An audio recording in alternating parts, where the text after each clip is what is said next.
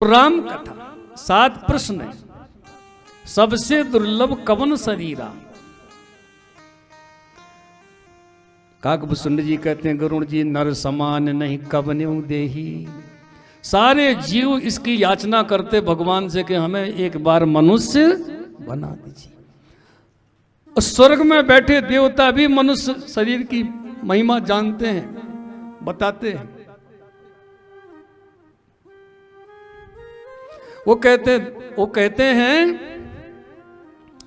धन्यास्तुते भारत भूमि भागे गायन्ति देवाः किल गीत कानी।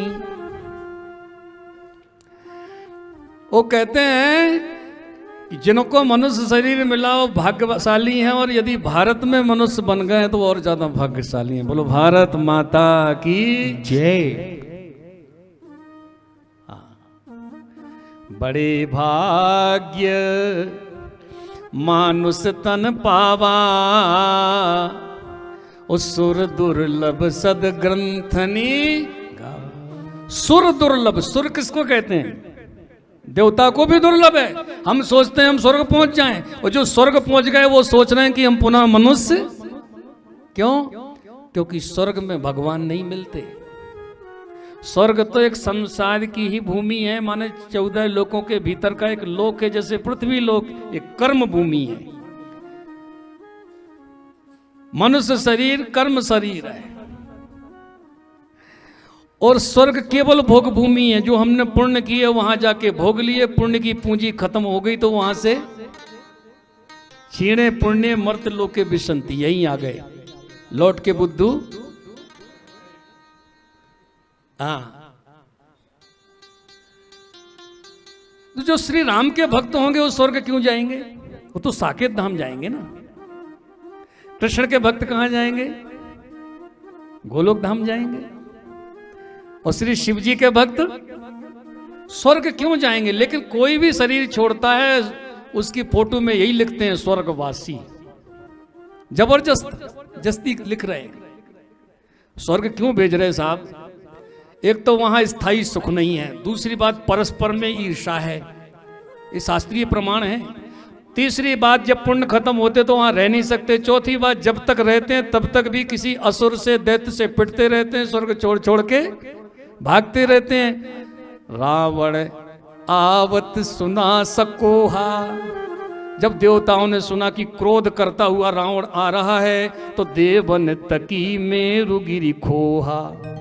देवता स्वर्ग छोड़कर मेरु पर्वत की गुफाओं में शरण लेते हैं। समझ रहे हैं आप? और जो सुख भोगी होते हैं उनको गुफाओं में रहना पड़ जाए। जो सुविधा भोगी हैं, स्वर्ग के सुख भोगी देवता हैं, और उन्हें गुफाओं में कंदराओं में जहां व्यवस्थाओं का पूरा अभाव वहां रहना पड़ जाए, कितना कष्ट मिलता है। तो जब तक स्वर्ग में हैं तो वहां भी शांति से नहीं रह पाते। कितनी बार दैत्यों की चढ़ाई होती है, स्वर्ग छोड़ छोड़ के देवताओं को भागना पड़ता है। कभी राजा बलि का अधिकार होता है, कभी किसी दैत्य का अधिकार हो जाता है। इसलिए आप सुन ही लें और समझ ही लें कि स्वर्ग की पहले तो प्रशंसा की जाती है शास्त्र में, लेकिन बाद में यही कहा गया कि स्वर्ग जाने की इच्छा छोड़ दीजिए। स्कूल जाने के लिए बच्चे को आप टॉफी देते हैं, लेकिन जब वो समझदार होता है तो आप टॉफी के लिए उसे मना करते हैं कि दांत खराब होंगे, लीवर खराब होगा, पेट खराब। बात समझ में आ गई? नरक में हमारे पाप कटते हैं। कोई कपड़ा गंदा हो गया, सोडा सर्फ में डाल दिया, गर्म पानी में ब्रश मार दिया, नई मैल निकल रहा था तुरंत डंडे मार दिए, ठीक है? उस समय कपड़े को कष्ट होता होगा, लेकिन धुल करके जब वो सूख के पवित्र होके आता है तो आप पूजा में पहन सकते हैं। जहां धुलाई होती है वो स्थान सही है कि जहां पुण्य खत्म हो जाते हैं वो स्थान सही है? श्री राम जय राम। तो मैं ये नहीं कह रहा हूं कि नरक में चलना है सबको, ना ना ना। मेरा मतलब है कि जिन पुण्यों के प्रभाव से हम निष्काम भाव से पुण्य करते तो भगवान मिल जाते, और उन्हीं कर्मों को हमने सकाम भाव से किया तो हमें स्वर्ग मिल गया, पुण्य खत्म हो गया और पुनः यहीं आ गए। तो देवता भी मनुष्य शरीर की महिमा गाते हैं। स्वर्ग दुर्लभ, देवताओं के लिए भी मनुष्य योनि दुर्लभ है। तो देने वाले ने दुनिया में सब कुछ दिया, पाने वाला न समझे तो वो क्या करे, पाने वाला न समझे वो क्या करे, न समझे तो वो क्या करे। देने वाले में दुनिया में सब कुछ दिया, पाने वाला ना तो वो क्या करे, पाने वाला ना समझे तो वो क्या करे, पाने वाला ना समझे तो क्या करे। अपना महत्व समझिए। और ये भगवान ने हमें शरीर आदि सब दिया है, तो भगवान के लिए 24 घंटे में 1 घंटा प्रतिदिन निकालिए और उसमें मंत्र का जाप करिए, ओम नमः शिवाय।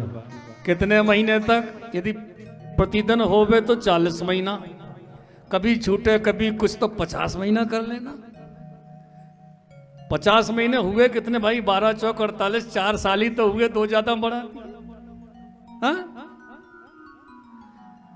पूरे जीवन के 4 साल 1-1 घंटा प्रतिदिन के हिसाब से जब काउंट करते हैं, तब भगवान के लिए हमने समर्पित कर दिए, तो भगवान का आपको सानिध्य स्वयं ही महसूस होने लगेगा। यावद शिवम मंत्रम, ये शिवम माने शिवम है, सचोटी एक सूत्र है, उससे उसका कुछ हो गया।